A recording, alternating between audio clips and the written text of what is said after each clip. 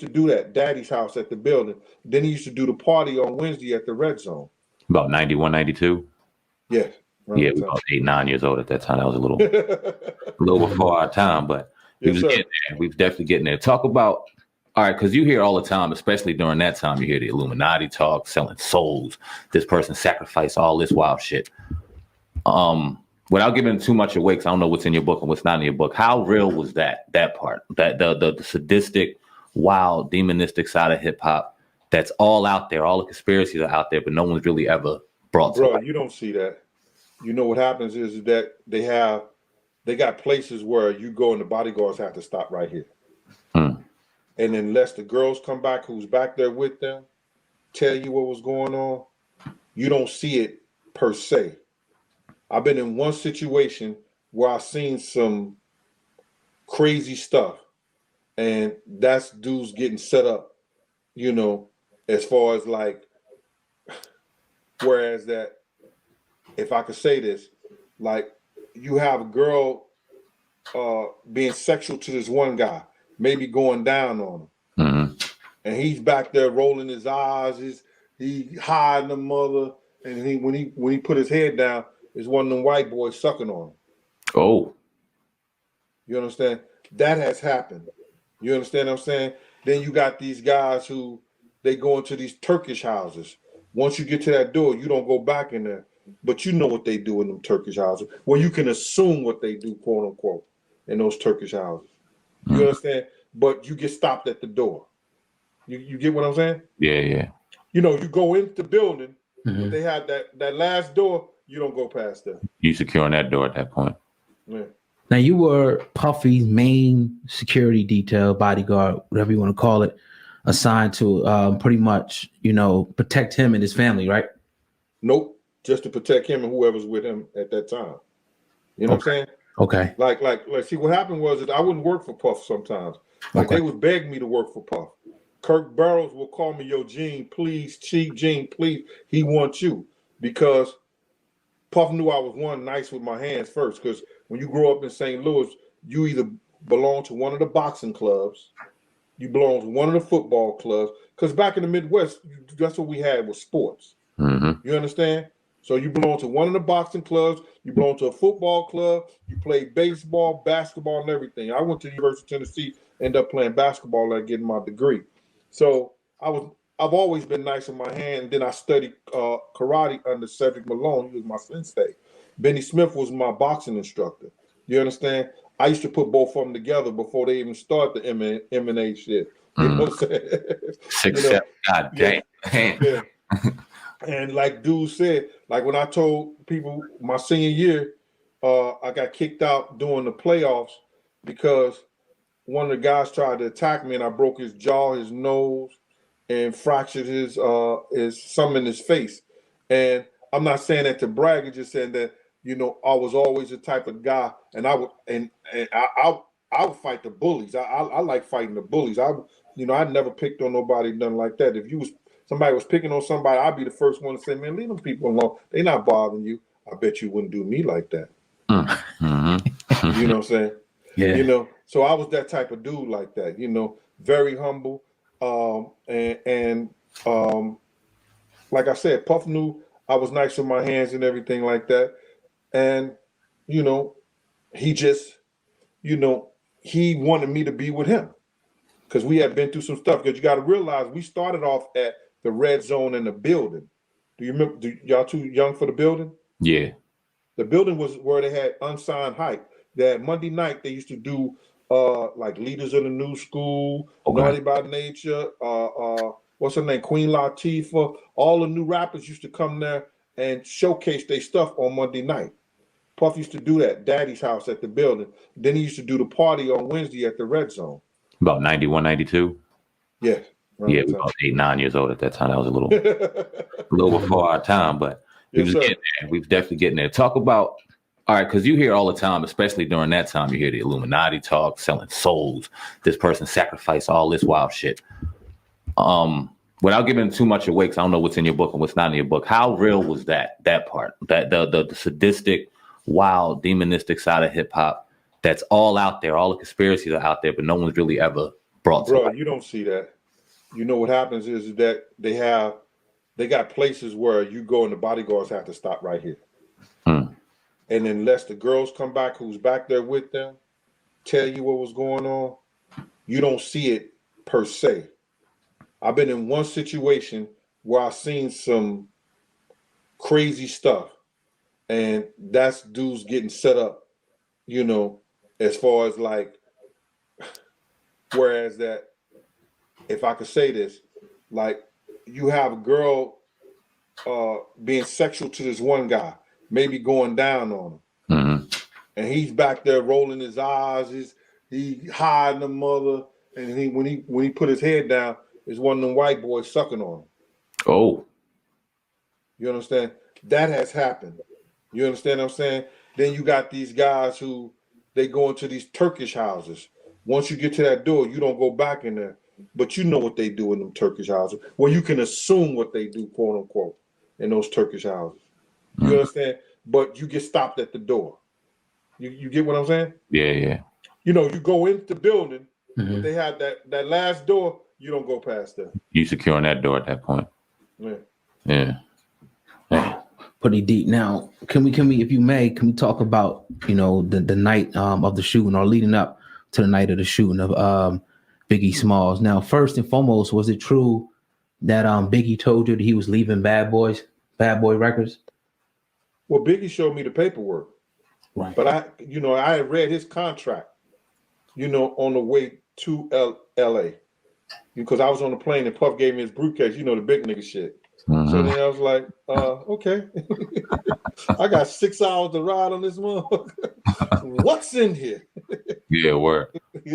So I was reading the contract. So then, and then when I was telling Big about his contract, he was like, yo, how you know that? So then I said, man, you broke it. I'm teasing him because I'm teasing him with cigarettes, because at the time, man, I was smoking those Newports.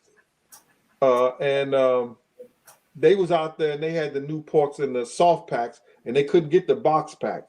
You could only get those in New York City. You couldn't get them in Cali, or they ain't know where to get them. And he wanted one real bad. And I was teasing to him about how broke he was. You know what I'm saying? I said, nigga, you begging for cigarettes, man? Just messing with him like that. He was like, man, I ain't begging for nothing. So then his mother calls on the phone, right? And she was talking about, you could hear a conversation with him, because it was only me and him in the Winnebago. And he said, she said, Ma, they ain't gonna do nothing. Just give me the contractor name and I'm gonna take care of it. I'm gonna take care of it, Ma. Don't worry about it. And he was like, I'm gonna take care of the 60,000, Ma, because she was talking about they needed 60,000, or they're gonna stop building the house they was building. He was building for her in Pennsylvania. So then, when he got off the phone, I took a pull on the cigarette. I said, yo, damn, man, you owe everybody. And he was like, I said, you owe Mike Gadget 30,000 for them cars he did for you. He was like, yo, Gene, how you know that shit? I said, niggas be talking, big. I said, nigga be talking. He said, yeah. He said, damn, man. He said, yo, but nigga, I ain't broke. Look at this. So now he was showing me the contract. Then I think it was for 6.2 or either $62 million. It was for Cameron, Tracy Lee, I think, Junior Mafia, Little Kim, and a group called the Commission, and Charlie Baltimore. Sounds about right. Right? So he showed me that. He said, yo, nigga, I will take you with me, but you love that nigga too much. And I said, yo, nigga, I'm going where the money is. He said, nah. You good. I said, yeah, I'm good, man. You understand? He said, yo, but I said, yo, so what's is publishing? He said, publishing. And then he explained to me what publishing was. He said if he writes something or he write for somebody, he do a song, stuff like that, that's what you call your publishing. I said, so Puff owned that from you, huh? Damn. I said, I looked at your contract, man. He told me he gonna give it back to you. Y'all could talk about getting it back. You know what I'm saying? Y'all could talk about getting it back. I said, and your marketing too big? Yo, I'm fucking with him. You know what I mean? So then he was like, Yo, I can't be mad at him. So, that was telling me at the time, yo, you mad at him, but you can't be mad at him because he showed me how to get money. You know what I'm saying? So it was a sense of loyalty there in a certain sense, but at the same time, he knew that time that had ran out. It was time to move on. Right, no doubt. But when somebody said that I can't be mad at somebody, they actually mad at him. Yeah, they upset because he had found out that publishing was probably the biggest part of the whole industry, and then you owning your publishing, you know what I'm saying, is going to feed you for the rest of your life. Right. We see a lot of rappers out here that seem like they gain more fame in death than they do in life. And obviously, two of the most famous is Biggie and Tupac. And you talk about ownership of catalogs and who owns publishings and where they've been in death. I just can't help but to think that there was a lot more to that story than we know. Mm-hmm. How do I say this? Did Puff have more to do with it than we know? Bro, you got to look at it like this. See, let me just say this, bro. You own something, and you got, and I said this on my show, you know what I'm saying, before, is that they took the money and they made Biggie who Biggie was, the Notorious Big. They took Christopher Wallace and made him the Notorious Big. Mm-hmm. Notorious Big makes Little Kim. He makes Junior Mafia. You understand? He's about to make other groups and everything. Mm-hmm. But he don't bring it through Bad Boy. He don't bring it through Arista, who took the money to make Christopher Wallace Notorious Big. He goes and takes it to the people who are their competition. Now, how do that make Puffy look? Yeah. People don't look at it like that. And then you got to hear the words that Puff say out his mouth sometimes. I can't believe this mom did this stuff like that. He gonna catch flack from that. We took all this money. Look what he did to Craig Mack. He told Craig Mack, if you don't fire your manager, you ain't never gonna work with Bad Boy again. I'm not effing with you no more. But yet and still, if it wasn't for Craig Mack, Big wouldn't be who he was. That's a fact. And people don't see that. Oh no, what are you talking about? You crazy, man. You just hating on Diddy. Man, first of all, Big did the proverbial proverbial trick on a motherfucker when he called that nigga Diddy. And he came out 10 years later and said, I'm changing my name to Diddy because Big used to call me that. So Big is turning over laughing in his grave. The night that we was talking about Lil Kim and Big doing Lil Kim's album, right? And because D Rock was calling himself snitching on me about something to Puff, because he had told Big. So I said, oh, so Big, you want to talk now? So tell Puff how you wrote Lil Kim album, because he told me that, right? And Puff started jumping up. He jumped out the seat. You did what? You wrote Lil Kim. He knew he wrote Lil Kim album. But for Big to tell somebody that, and somebody could say that, if Big say that in front of him, he could take that to his lawyer because he's due that publishing. Yeah. Puff paid Big $200,000 for that publishing. But Big learned the game and said, yo, listen to me. I can't say I wrote this shit, but y'all got to piece me off this money for this. You understand? When y'all get those publishing checks. You get it? Mm-hmm. All right, so now he said Big laid back in his chair while he was rolling his joint, and Charlie Baltimore was right there. And he was like, nah, Diddy. Nah, Diddy. Okay, Diddy. Yeah, all right, Diddy. All right, Diddy. Now, y'all was young enough back then. Y'all know who Diddy was, right? Huh? No, other than Puffy changing his name, no, to that. You got to school us, OJ. You say Diddy. Bro, do you ever play video games back in the day? Yep. Remember Donkey Kong? Oh, yeah. So who was Diddy Kong? Oh, shit. It was his bitch or his son or something like that, wasn't it? It was his little son. They ran out at the end of the thing. So he's calling him his son. Uh-huh. Yeah. So he was calling him Diddy Kong. He was calling him Diddy. So now he go back and change his name to Diddy, and Big was. And so when Puff walked out the room, the studio, I say, "So who you, Donkey Kong?" And Big was like, "Nigga, how you know?" I said, "Nigga, I got to the end of the board before too." Man. So the those are the main two reasons why people implicate him as well, was the publishing, and the fact that he was saying that he was leaving Bad Boy from my research. But can we talk about the night of the shooting, and was it true that Diddy was acting a little funny that night or off that night or what? Bro, listen here. When you be around for somebody for X amount of years, you learn them and you know how they move. And I said this 1,000 times. If we in New York City, we leave out the club, Puff jumping in the car and leaving. He'll leave his mama. Damn. You understand? This night, that whole night, the whole atmosphere was advertised.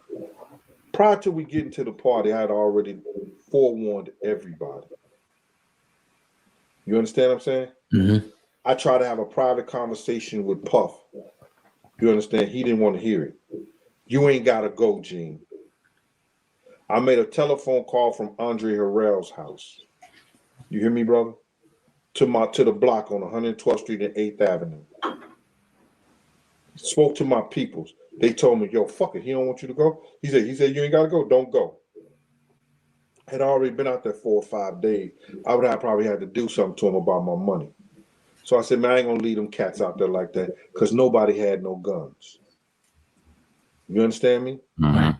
Other than the cop that was supposed to have it from L.A. Mm-hmm. D-Rock, Paul, none of them had no guns. You understand? So now, I know not to give nobody nothing unless you there. You understand? Because, you know, guys always talking about, yo, the police came, I had to throw it. You never get yours back. You know what I mean? Yeah. You know what I'm saying? So I wasn't going to leave him out there like that, no way. But I told Puff. I went outside and I told Big. You understand? I told Big because I had told at the studio. Remember I told you we was at the studio with and we was talking about Lil Kim publishing and everything like that, and Big writing that shit. Yep. I told D-Rock that night, 2 days before the party, don't come around this dude, bro. We're going everywhere. Me and Puff was going everywhere. That ain't what I was told when I went out there. All we was gonna do was the studio and Soul Train. That was it. Nah, but we in the House of Blues. You know what I'm saying? We going to the movie theater with Sally Richardson and all this other shit like that. We going out to lounges. We doing all this dumb shit. And it was hot. It was hot in LA, which y'all feel. Exactly. Hot as hell. You know what I'm saying? To be doing that. So now I've already warned them. I go to the car and I say, yo, Big, these niggas is coming to try to kill us tonight. I had already 2 gangsters and a dude from Jodeci telling me that. Mm-hmm. One of the gangsters, shout out to Unique from Mecca Audio, came out of jail. He said, yo, he got on one of the podcast shows and he said, yo, I tried to warn Bad Boy Puff Daddy and them. I told Big Gene. Nobody believed me, but President Trump pardoned him after 26 years. He came out of jail, got on a podcast show and said, yo, I tried to warn Big Gene. I almost caught a body in jail, you know what I'm saying, behind this. You understand what I'm saying? So I'm telling them, Big was like, I said, yo, Big nigga, and C said, yo, go ahead, old Gene, with that old cop shit. You think you know everything. I said to the nigga, just like this, I said, what I do know, you better get your GED, brother, so they don't cheat you out your money like they did your man right here. Because you know what I'm saying? Big told me he had an effed up contract. But how you going to get a good contract when Puff man Mark Pitts is his manager? Yeah.